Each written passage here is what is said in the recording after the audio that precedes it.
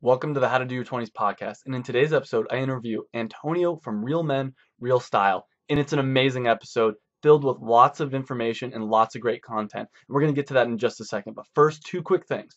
The first is there was so much information in this episode that I had to make it into a one-page PDF you can get for free by clicking up here. And that PDF talks about everything that we talked about in this episode. That way you can print it out and take a look at the bullet points. The second thing is make sure to click down that subscribe button down there. Make sure to go click that and go to Antonio's channel, Real Men, Real Style, because there's lots of great information that he has on his videos too that you need to check out. Now, let's get into the interview. Welcome to another episode of the How to Do Your 20s podcast. And in this episode, we're going to be talking about style, specifically real style for real men. And I have with me Antonio from Real Men, Real Style. So Antonio, first question, what got you interested in style? Travis, that's a good question. And I would have to say that style actually doesn't interest me as much as it does helping individual men be better men and be able to use it as a means to an end. I mean, clothing itself, I don't get excited about. What I get excited about are all the emails that men send me of how by dressing sharp, they got the job, they met the girl, they felt confident, and they went in there and they nailed the interview, they nailed the presentation. That's what I get excited about. But if I would have to say my first well-fitted suit, I got in the United States Marine Corps. So when I got my commission as an officer, I went to the Marine shop, which is in Quantico, Virginia, and it was the first time I ever got a fitted suit. And I learned actually it was worth paying a bit more to get exactly what you want, to look great and have everything taken care of. And that led to me founding my first company, A Tailored Suit, which was an online custom clothier. And now I've moved on to Real Men, Real Style, where people come to us and they're able to, whether it be video, podcast, or reading through the text in our thousands of articles, be able to basically understand the history and the science of why looking good can help you get what you want out of life. You know, and I think it was really fitting that you were in the Marines because a lot of people associate style with fashion. But one of my favorite quotes from you is that style and fashion is very different. Can you talk a little bit about what style is and what fashion is? Sure, fashion is fleeting. It's whimsical. It moves around. I never really style is something that it's based off of, let me take the suit jacket. The suit jacket comes out of the military jacket, which actually, if you take a suit jacket and you pull up the lapels, fold them over, all of a sudden you've actually got what looks like a military suit, from the protection that used to be around the neck to the way it would build up the shoulders to the high arm sky, basically having a small armhole, which would enable you to be able to rotate your arm so you could swing a sword. Even the positioning of the buttons is based off of where we would carry weapons in the military. So all of a sudden when you start explaining that to a guy, and that if he wears a jacket, it'll build up his shoulders, it'll make his hands look larger, which are two big indicators to have stronger sex appeal. So it's like, wow, this actually makes sense. And you realize that all of this is it didn't just randomly happen. Things were taken in different directions to create more masculine looks. And if I can help guys understand that, then they're going to feel more comfortable in their clothing. They're going to practice wearing it. And when you practice something, you become better at it. Next thing you know, they're going to have effortless style and they're going to be able to be able to control that aspect of their life. I'm not saying you got to wear a suit either. If you are a master electrician, you want people to open doors for you. You want people to take you as credible. So I talk about the power of uniforms, the power of actually having clothing that's functional, that protects you. If you're getting under, if you're a plumber and you're getting under there and you don't want to burn yourself on a hot pipe, why actually wearing certain materials will help better insulate or keep out or keep in heat. So yeah, I have a lot of fun with this because I think it's just something that so many men ignore, but it can really help them without having to go get that extra degree or invest, $100,000 into getting another degree, just spend a little bit of money on presenting the best you. How do you feel about paying less for clothing versus paying a little bit more? And is there certain times that it's appropriate to spend more money certain times?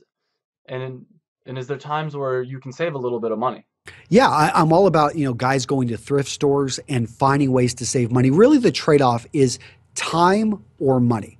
If you don't have much time, you're probably going to have to spend more money. If you've got plenty of money, not much time, then that's when you maybe would spend a bit more. So for a lawyer that's making, let's say, $150,000, or for a business owner that's pulling in $250,000 a year, he doesn't have time to go to a thrift store, 3 to 4 days a week, looking and going through all the stacks. So for him, I'm going to recommend just working with a clothier, getting exactly what you want made for you, and, or having it working with some of these online stores which will actually deliver clothing or shaving gear directly to you.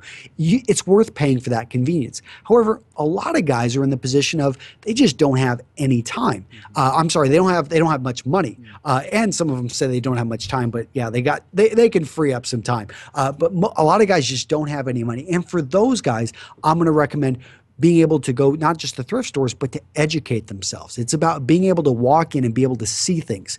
So I used to have a comic shop that I went to as a kid, and I was a huge fan of comics and Marvel and DC. I love them both. And because I know a lot about this, I'm able to walk through and see things and spot value in comics. Now, it's not because I have some magic eye. It's because I'm educated and I understand and I can see things. And that's why I love these new movies coming out, because I'm like, oh, I catch this stuff because I know the history and I understand it and I love it. The same thing with clothing. And not, shoes, whether it be cologne, whether it be other things like shaving gear. Once you start to dive into it and understand it, you're able to spot great deals. So when you go in and you see that jacket on sale, you know that, wow, that's a great deal. And a quick tip that I always recommend, men do is go into the best menswear store in your city. Even if you can't afford anything in that store, try it on. Look at the best, get a feel for it. So whenever you see the best, perhaps at a box store or you see it in a thrift store on sale or for pennies on the dollar, wow, that's a great deal. I've seen this somewhere else for, 10 times this. I'm not going to miss this opportunity, and you grab it. This podcast is specifically for men in their 20s. What do you think the most important piece for a man in their 20s to spend a lot of time researching and figuring out how to buy quality? Would it be shirts, jeans, shoes? I'm not going to, I don't think that's, I mean, at your point, you're still kind of figuring out what your style is. I would say you have to learn to give a damn. Okay. You have to have an emotional component. There needs to be a reason why you're going to do. I think before we got started in this interview, Travis, you were explaining how you'd worked as a consultant and how you were not motivated by just watching your bank account go up those little numbers. There was no emotional motivation there for you. So you've got to have something in your life that you got something that kicks you in the butt in the morning that will force you to really start, wanting to make this change in your life. And then once you've got that emotional component, then you want to set up systems in your life so that it becomes easier to dress better than it does to dress down. So that's where I've got courses, style system. I've got where I talk about how a man can build this. But I take it you've probably done some research on habit formation and things like that. And that's what I really push with people is being able to change their whole, like, if you've got a girlfriend and she likes to go to events, well, how about you set it up so that you are starting to take her to really nice events that maybe are a little bit out of your comfort zone. I mean, I grew up in a trailer park in West Texas. I didn't go to the symphony or these black tie events, but maybe you say, you know what, I'm going to invest in a nice suit or maybe even a tuxedo. And we're going to go to the symphony once every 2 weeks. It's going to be a little bit expensive, but I know my girlfriend who's from downtown Chicago. She loves things. She loves to get dressed. And gosh, she looks great in a dress. Well, there's some motivation right there. She's going to know, I mean, whether or not it works out, she's going to remember he was the guy that took me out, made me, we had such a great time. We got dressed up. We set up for that occasion. It was even, there wasn't, you've got to set up those, I think, those events and that system so that you become that sharp dressed man. And again, I know I lean towards suits and a lot of what I talk about, but it could be simply if you're a young guy and you don't have a lot of money, looking at what you're wearing and does it actually even fit your body? So that would probably be the one thing besides emotion. The emotional component is start to look at this clothing you wear. Does it actually fit? For some reason, when I was younger, I thought that extra large was my size. I'm 5'9", 165 pounds. Extra large is not what I should be wearing. I'm a pretty thin guy. And, with knowing that now, it kind of makes me laugh. I wear mediums and they fit me well and I feel good at them. And start to, I think a lot of it is, are we comfortable with our own bodies? But really focusing on the fit of your clothing And whether it be jeans, whether it be shirts, make sure that they actually adjusted to fit you as well. So that's something you can start to work with a local tailor or learn to make adjustments yourself. Yeah, actually, that's something that a friend of mine told me earlier this year, and actually earlier last year, I should say. But I started looking, and it's a really easy way to take a t-shirt even, and I know you're not a big fan of t-shirts, but make a t-shirt look good. And I noticed that if I buy certain shirts, they look all right on me, and then other shirts I look really good, and same thing with dress shirts and pants even. So that's something I've been trying to consciously find better fitting clothing, which Well, Travis, how much time in a week do you spend in the gym or taking care of your body? probably 7 hours, something like that. 7 hours. And why would you put something on your body that totally hides that? I mean, you're well built, you take care of yourself, and why not show that? Why not express that? Show that you are healthy, masculine, and strong. There's nothing wrong with that, and in fact, it sends a clear signal. Not only it sends a clear signal that you are a possible great mate, that you're a possible great person to have your back. I mean, if I'm going to get in a fight, or I want someone that's got my back in a fight in a back alley, I'm going to look around. You're not going to. You want someone that can hold their own. And we unconsciously make these decisions when we walk into a bar with a group of our friends. People look at us and they look at where do we stand in that group? Are we leading? Are we a follower? Are we the kind of person that others group around us? And a lot of these things they're very visual, unconscious signals. And by wearing clothing that fits, you send the signal that, hey, I'm comfortable in my own skin. And oftentimes, especially if you take care of your body, it's a great way to show all the time that you put into taking care of yourself. And that kind of leads me into the next subject, which is you have a free ebook, and I'll put the link in the show notes for that. And it's the 7 deadly sins as far as style goes. So I want to go over those. And those 7 deadly sins are bad fit, which we kind of just talked about, not Yep. dressing for the occasion, mismatching patterns, mismatching color, dressing your body inappropriate, choosing quantity over quality, and getting the details wrong. So we just talked about bad fit. Let's get in a little bit to not dressing for the occasion. So what do you mean by that when you say that? I mean, you get invited to, let's say, a wedding, and you way underdress, or let's say it's even something a little bit less formal. You show up to an interview, and you don't do everything. I'm not saying you got to wear a suit to every single interview. Some of you may be getting a job, as a stalker at night at Walmart. No matter what it is, you could still call ahead. You can find out.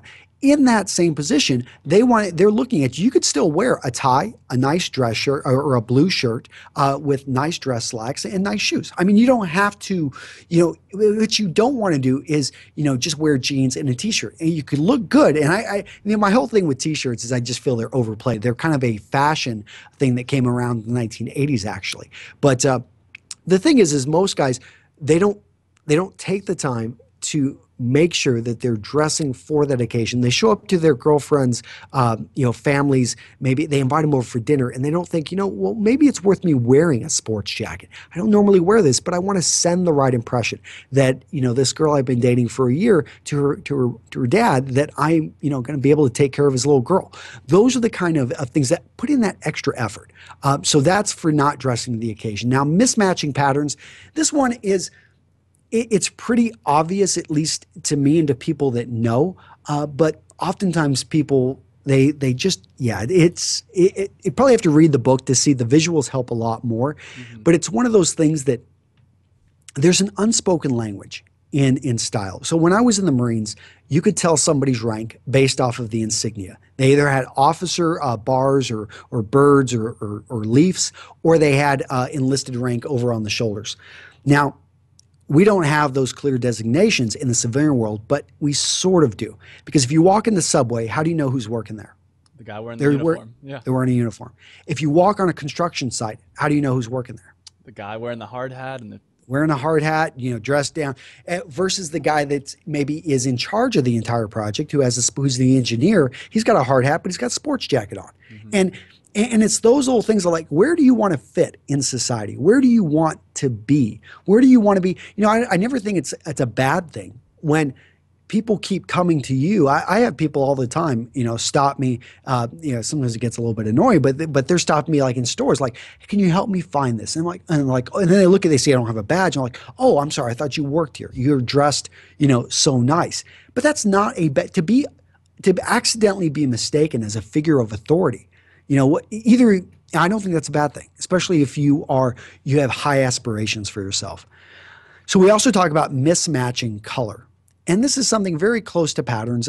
What it does is sometimes guys, they try to wear too much or they don't try to wear enough. You see some guys go to an extreme and they wear all black. But I think a use of color they were just showing that actually having a little bit of red in anything that you wear can send a very strong signal of authority. So, and they had some really cool studies when I was looking through this paper on this.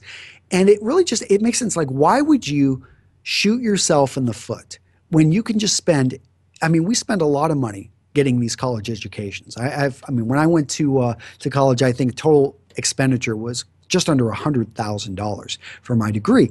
And you think about how much money you spend there, but yet you're not willing to spend a little bit of time and money to understand that, when you're walking into that interview room or you're having a conference call, that what you could be wearing is, making you look like a pumpkin or making you look like Santa Claus or something like that. And to be able to understand that, I think is key.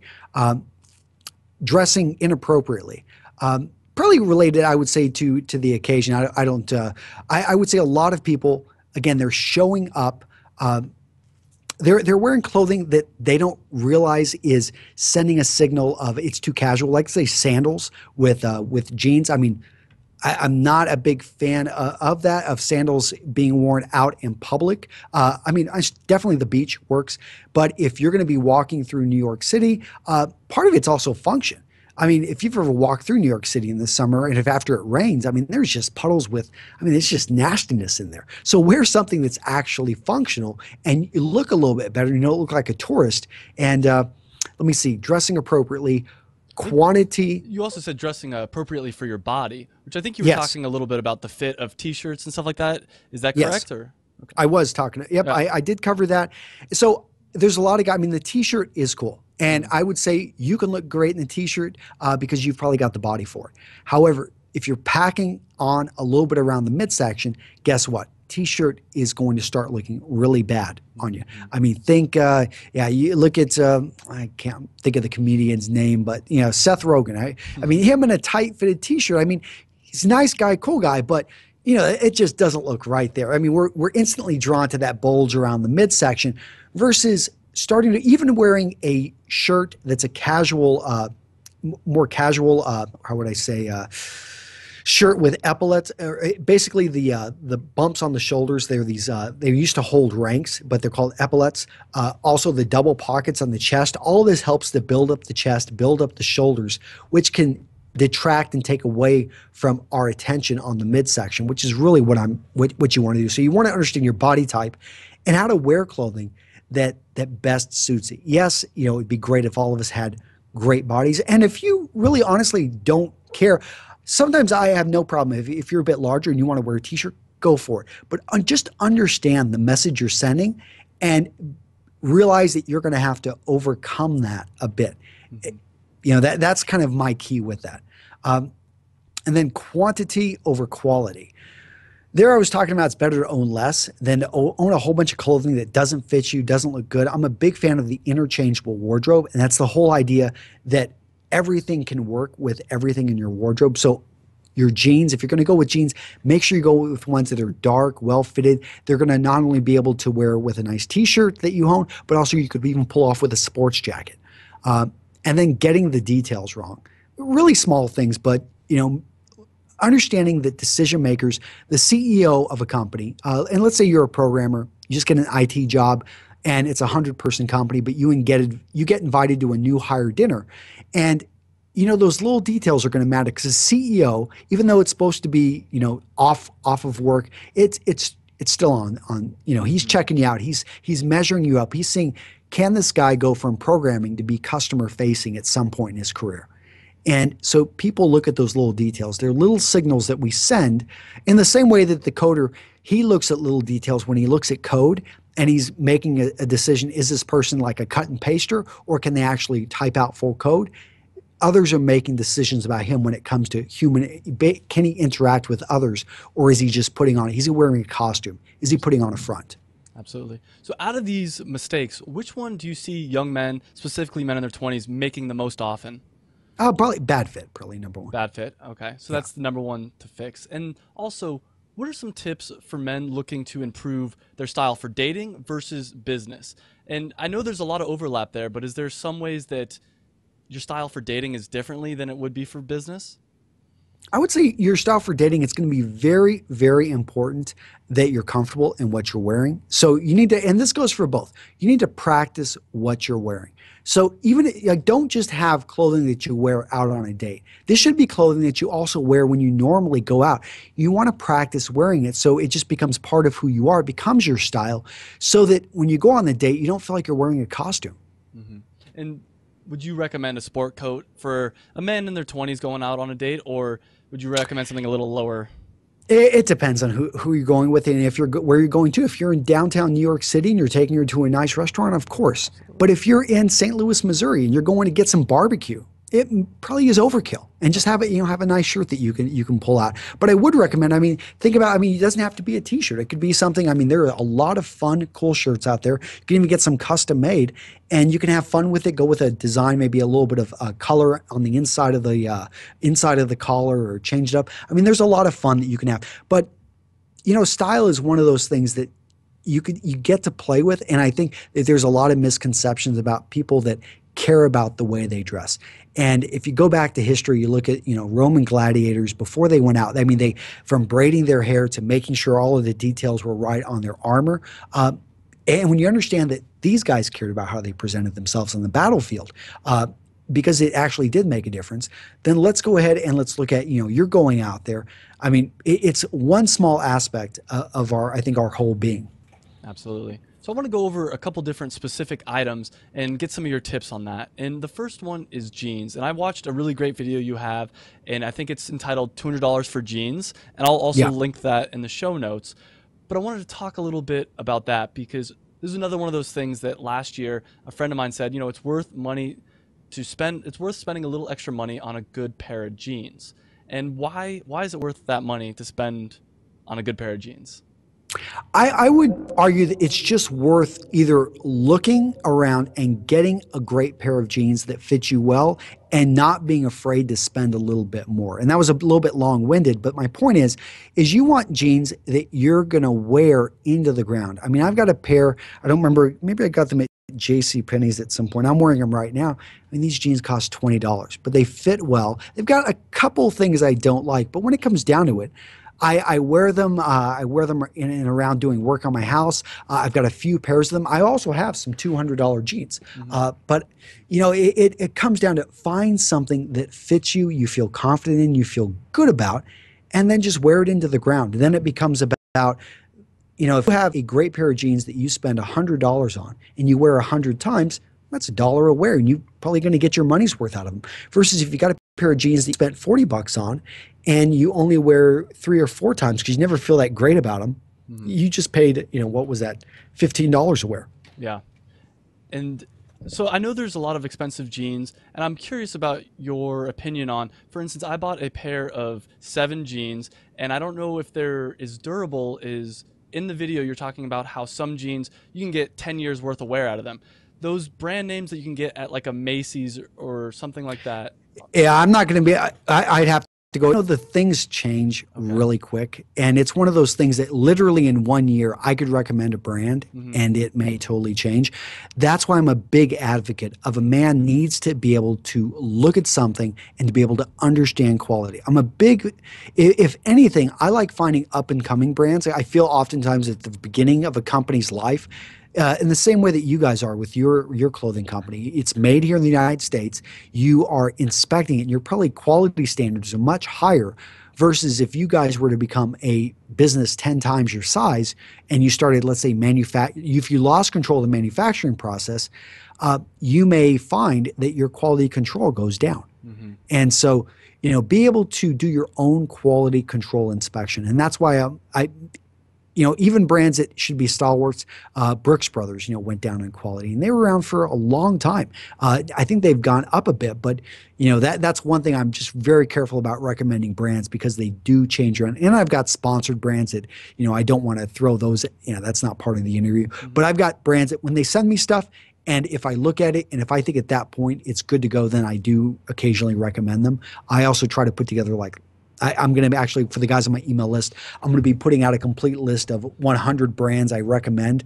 But it's one of those things I'm going to have to pull that list off and redo it every single year simply because of the issue that I'm talking about that, they changed it. That's why I think it's so important, whether it be business, whether it be health, whether it be clothing. I mean, you've got to know for yourself, have some basic foundational knowledge yourself so that you can make the best decision for you. And you also talk about high rise versus low rise.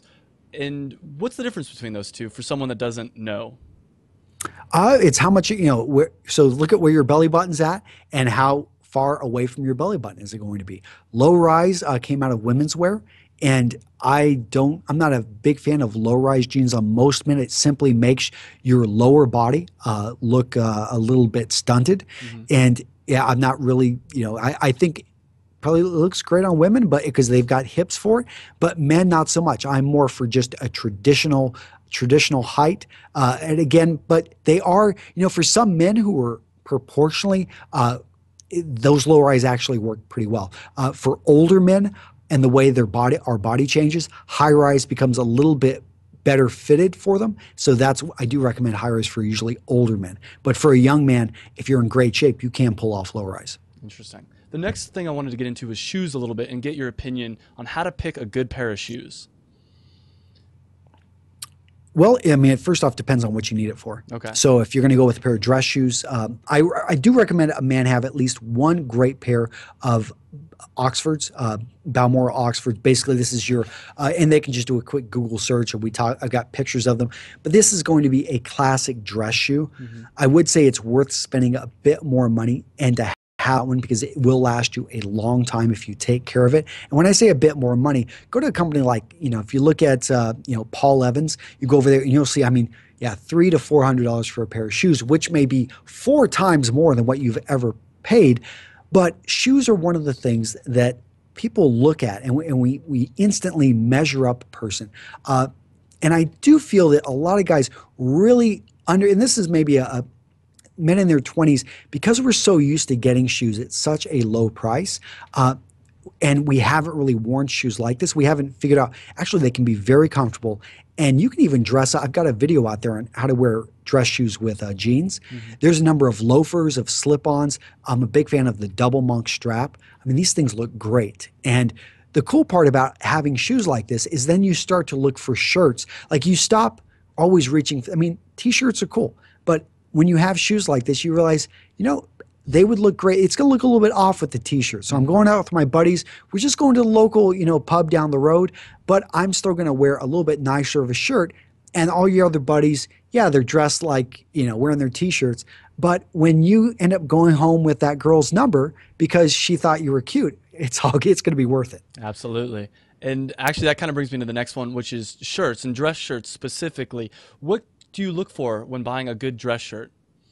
It's all going to be in the fit. So that's the first thing. And then once you get the fit down, I would actually, I have the guys in my style system do this. They measure their best fitting clothing and we keep track of that because you start to realize that your skin measurements and the fit of your best fitting clothing, you want to understand that. And that way, when you go out shopping, you don't rely on sizes. So oftentimes we look at like medium, large, or we see the neck and sleeve length. But you want to be able to walk into a store and know that, okay, I like my shirt to be, I need a 44-inch chest, a 38-inch waist, and I want my sleeves to be this long because maybe you've got this on your card and you measured your best fitting. So that way when you go into a store, instead of you having to try all these things on, you simply know that they've always got a tape measure. You can just ask the woman that works there for the tape measure. You go on, you grab 10 shirts that you like, you lay them right down, and you immediately measure before you even go into the fitting room. And this allows you to get some things that are really close. Then you go try them, only half of them on, because sometimes in the United States, what's a medium here is actually going to be a large over in Europe. And a lot of that leads to frustration. You end up wasting time. And that's why men don't like to shop, because they end up wasting a lot of time and they don't get what they want. Instead of, actually coming away from the experience, looking like having some great things that make you look good. And then it's not that bad of an experience, because then you've got some clothing which you can wear out and feel good about. Yeah, that's happened to me many times where I go buy something. Even sometimes I'll spend a little bit of extra money, but I don't fit it properly. I put it on in the dressing room and I'm like, oh, this looks decent. And then I get home and I realize, no, I don't like the fit of it at all. And it's too late because I already pulled off the tag or whatever. So that's some Yeah. advice I'm definitely going to use. Now, I want to shift gears here a little bit and talk about what percentage of a man's budget do you think should be used towards clothing if you had to put a number on it? That's a hard one, because you've got guys in Ukraine that have one budget, guys in Dubai that have a whole nother budget, Hmm. and then someone in the United States. I would say that if you are a young, let's say you've got you're pulling in, let's say 30, maybe $48,000 a year, Hmm. and I don't, well, I'm not going to say. I would say you should be budgeting at least. That's a tough one. I haven't, to get specific, I'd be pulling it out of my backside, but I would say that it's more about you having some complete outfits. So first off, make sure that you've got clothing for work. Hmm. That's where your money's coming in. That's what you want to dress for, and your clothing on, that's outside on your weekend budget. You can be a little, you can spend a little bit less on, but spend the money and make sure that you look great for not only the job you have, but the job that you want. So you want to be, ready to be able to go interview for that, for that vice president job, or that job is that, the master mechanic, and be able to have something that you have put together. You always want to have one great suit that's either in navy or charcoal gray. And the reason being, someone's going to die, someone's going to get married, and you want to be able to pull that suit off, look great, and look like $1 million, and have it adjusted, ready to fit. So it's going to be probably your first year. Maybe you say you're getting out of college, you're graduating high school, that you're going to have that suit, and maybe probably I would say at least five solid outfits. And from that you can build different combinations. Then you would start to build out other parts of your casual wardrobe, and look at where you can mix and match that. The interchangeable wardrobe, just Google it. This is where I talk about different pants to make sure that they all kind of work together. What you don't want to go out to, and I see a lot of guys make a mistake, is they go out there and they buy a $200 really nice shirt that doesn't match anything in their wardrobe, Hmm. and they maybe find it to fit or to match one pair of trousers, so they've got one outfit, when really they would be better served with very simple colors, that it just fits them well. It's not going to win any awards for the fabric being memorable, but the good thing is they could wear this again and again, and no one's going to notice. One of my favorite tips that you've given is to buy a dark pair of fitted jeans, and it sounds like that's part of the reason. Can you talk a little bit more about why dark fitted jeans versus, a lot of people just have the whitewash fitted jeans or stonewashed? Dark, jeans are inherently casual, Mm. and by wearing dark, you actually make it a little bit. It's the formal, most formal type of casual. Anything beyond that, all of a sudden, it becomes too casual to mix with anything that's higher end. So with the dark, well fitted, the fit and the darkness allow you to mix it with dress shoes, with sports jacket, with dress shirts, versus just casual shirts or casual shoes. So it's able to cross the divide. Okay. Thank you, Antonio, very much for coming on the show. Any last tips for the audience listening? No, I always just like to see people go out there and take action. One of the things that I do recommend is, whether it be one of my courses, there's many other ones out there, but set up some bit of accountability so that you actually take action on this. That's what I like to see. People actually taking action. Find some type of emotional response that you get from people. Compliments are really nice. And, dress nicer, give people compliments. And magically, other people will give you compliments back. And once you've got that emotional bit going for you, you're going to, I think, invest more into it. Absolutely. Well, thank you very much for coming on. I really appreciate it. You're welcome, Travis. If you got this far in the episode, you just watched the entire episode, you need to click up here to get your free one-page PDF that highlights all the bullet points we just got done talking with. All right, I'm going to wait. I'm going to wait while you click up there. Go ahead and do it. Good. Good. All right. Well, if you're not going to click up there, at least subscribe. but I recommend clicking up, getting your free one-page PDF. Hey guys, I hope you enjoyed that video, and if you did, make sure you hit the big red subscribe button down below. You can also check me out on Facebook and on Twitter, and I release a new video every Monday, and by hitting that subscribe button, you'll get those new videos every Monday. And this is really a podcast. It's also a website. You can check out the website. It's howtodoyour20s.com. I'll put a link right over here as well. And what it's all about is trying to improve your life. And we specifically focus on things that people in their 20s are interested in. So make sure you like the video if you liked it. Subscribe.